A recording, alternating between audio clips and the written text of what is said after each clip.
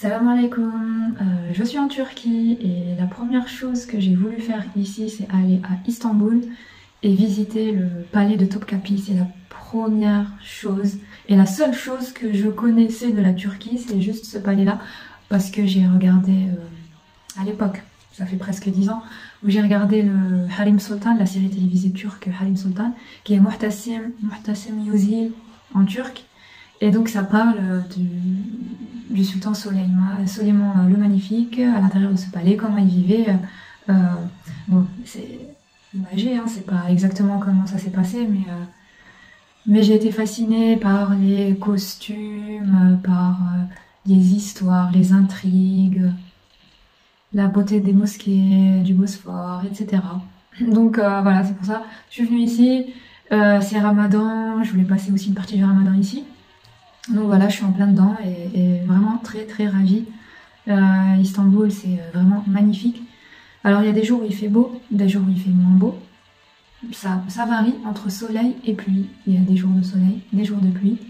La construction de Topkapi commence en 1459 sous le sultan Mohammed II, qui s'appelle aussi Mohammed el-Fatih. Ce sultan-là a bâti une immense mosquée au cœur d'Istanbul, très connue, très visitée. Et il y a sa tombe là-bas, que je mettrai dans une autre vidéo, Inch'Allah. Donc Mohammed el-Fatih, c'est le 7e sultan ottoman. Et donc c'est lui qui a commencé à construire Topkapi après avoir conquis Constantinople. Les sultans ottomans ont vécu à Topkapi entre 1465 et 1853. Donc à l'intérieur, il y a 400 ans d'histoire. Par la suite, les sultans ont habité à Dolmabahçe, qui est pas très loin, de l'autre côté de la Corne d'Or. Plus haut, ils ont construit donc un autre palais. Le palais de Topkapi s'étend sur 70 hectares et entouré de 5 km de remparts. Et donc moi ce qui m'intéressait c'est surtout l'histoire de Soleiman le Magnifique qui était le 10e sultan ottoman qui a vécu là-bas. Et donc on va faire une visite guidée de tout le palais, tout ce que j'ai pu voir. En fait ça m'a pris presque une journée. Plus exactement on va dire de 11h jusqu'à 18h. Donc là résumé en 28 minutes de vidéo à peu près. Je suis désolée si c'est un peu long. Mais voilà j'ai vraiment tenu à tout montrer. Et vraiment, ça m'a fait vraiment plaisir d'avoir marché là où les sultans ont marché et de voir ce qu'ils ont pu voir. Et donc j'étais trop à fond dedans à l'intérieur. J'étais émue, j'ai plein d'émotions. Et en tout cas, ouais, j'ai aimé. Et si vous voulez aller dans ce musée, enfin dans ce palais, il faut absolument payer la partie harim. Parce que si vous ne rentrez pas dans le harim, il n'y a rien à voir, il y a juste les jardins et quelques bâtiments. Mais si vous voulez vraiment voir l'histoire, les sultans, comment leurs chambres, etc., c'est dans le harem. Donc si vous payez l'entrée, donc autant rajouter un petit peu et rentrer dans le harem. Inch'Allah. Quoi d'autre voilà, c'est mieux d'y aller quand il fait beau, pour se promener dans le dernier petit parc à l'intérieur. C'est un parc qui est rectangulaire, vous allez voir. C'est rectangulaire qui est sur la longueur. En fait, il faut avancer. Et bravo au sultan ottoman, vraiment bon travail, belle architecture, plein de couleurs. Ce qui m'a pas plu en fait à l'intérieur, c'était qu'il y avait plein de pièces fermées. Donc en fait on pouvait voir qu'une partie, ce qu'on voulait qu'on voit, ce qu'on nous laissait voir. Voilà, ça aurait été bien que tous les endroits soient ouverts pour qu'on puisse voir. C'est comme un labyrinthe à l'intérieur, il y a plein de portes, plein de passe-partout. La visite, j'ai mis en ordre, hein, j'ai mis en ordre de quand est-ce que je suis rentrée jusqu'à la fin. Et donc, normalement c'est compréhensible et vous allez tout comprendre.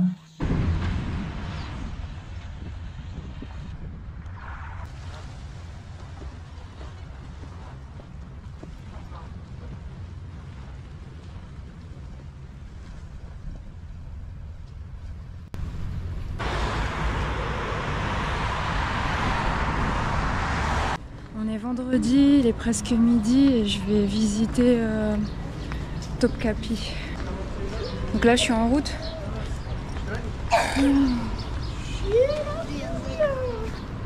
En fait je suis les flèches, il y a des flèches où on nous indique par où passer. Donc c'est ce que je fais. Là, il y a des magasins. Ah, donc en fait, on doit contourner Hagia Sophia, qui est juste là. Et voilà, donc là, il y a... Qu'est-ce qu'il y a? La Flèche, Topkapi, Salahi, à droite.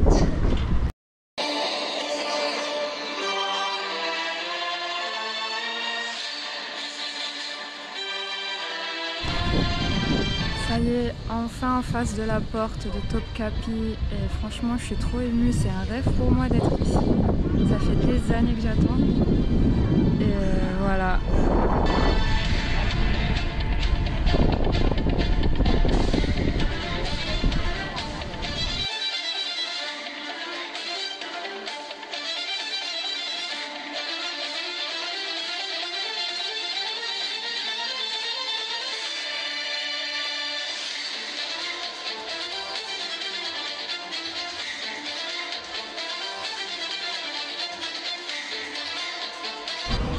Après avoir acheté le ticket 650 lira, en fait on peut acheter, on peut prendre un audio guide gratuit.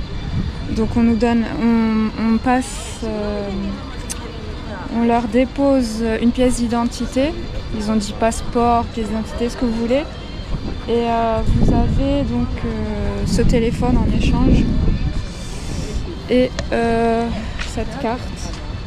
Et voici les langues que vous pouvez choisir.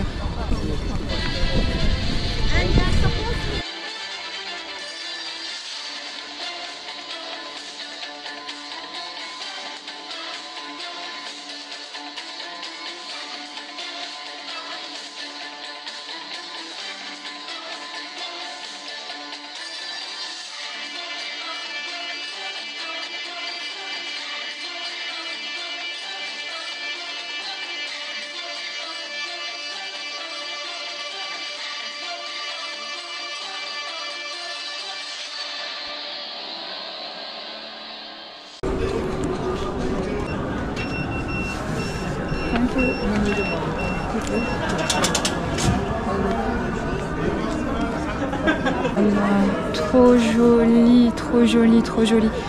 Le jardin est trop bien fait, regardez. Masha'Allah.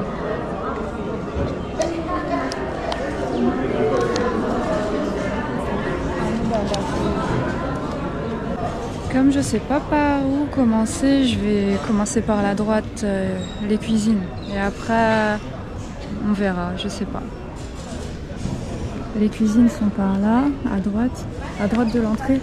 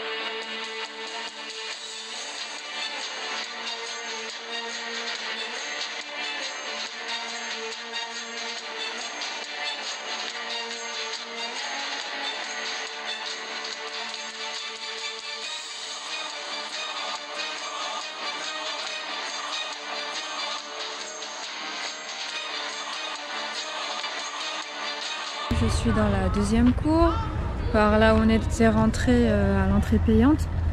Donc c'est juste pour vous expliquer, donc là c'est les cuisines, là-bas c'est l'entrée du harem, et c'est une partie intéressante, franchement vaut mieux y aller. Là-bas c'est la salle de justice, là où ils prennent les décisions de justice. À côté, à l'époque c'était un greffier, mais maintenant c'est devenu une petite salle où ils ont mis les horloges.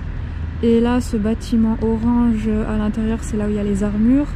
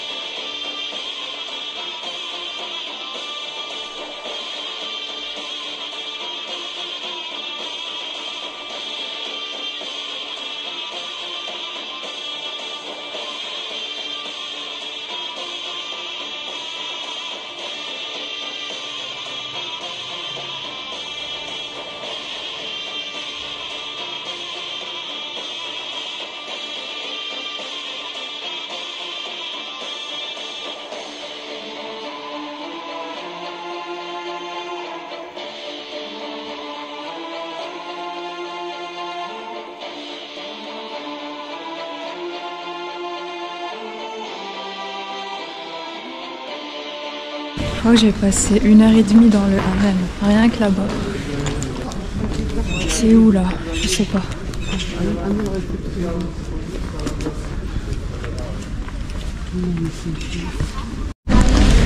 Alors quand on sort du harem des concubines, on se retrouve dans la 3e cour. Il y a 4 cours en tout. On a fait la première, c'était celle qui était gratuite. Ensuite la 2e, la jolie. Et là c'est la 3e. Et dès que vous sortez, en fait, vous allez à gauche. Et à gauche, il y a la queue pour rentrer dans la salle des reliquats. C'est-à-dire les objets sacrés, quelques objets sacrés de l'islam. Bon, je vais vous mettre des photos, je suis déjà rentrée. Il faut faire la queue et rentrer. Et donc il y a un homme qui lit le Coran à l'intérieur. À ce qui paraît, ça s'arrête jamais. Il y a toujours quelqu'un qui lit le Coran à l'intérieur. Peut-être 20 minutes de queue pour rester rapide à l'intérieur. Donc il donne il prête des foulards pour les femmes. Il faut mettre le foulard.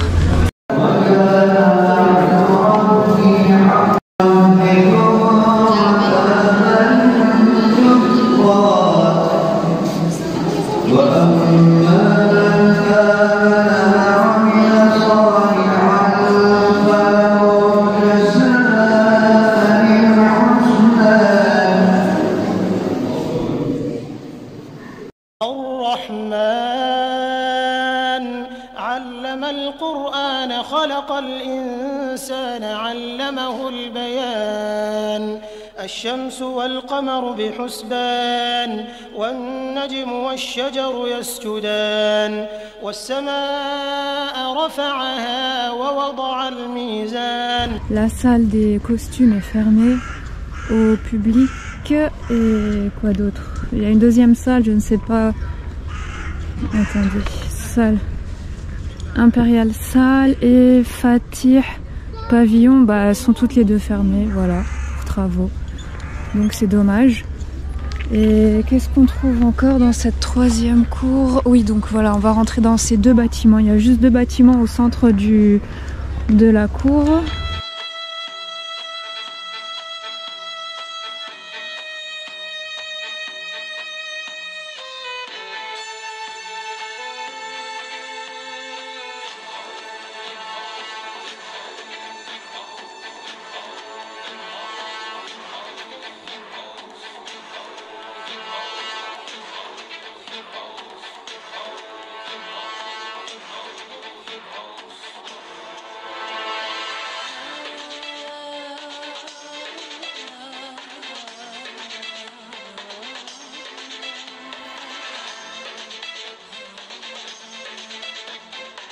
Donc c'est juste une salle classique avec un grand lit dans le coin. Donc à ce qui paraît, il reçoit les invités ici. Enfin les sultans reçoivent les invités ici. Voilà, donc allez, on continue tout droit et direction le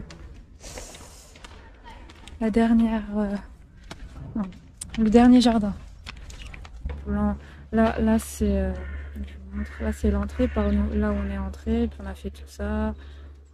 2e cour, 3e cour, et là on est là, 4e, et autour c'est le Bosphore.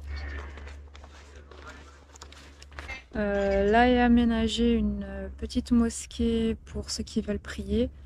Donc dans la 4e cour, vous allez la trouver.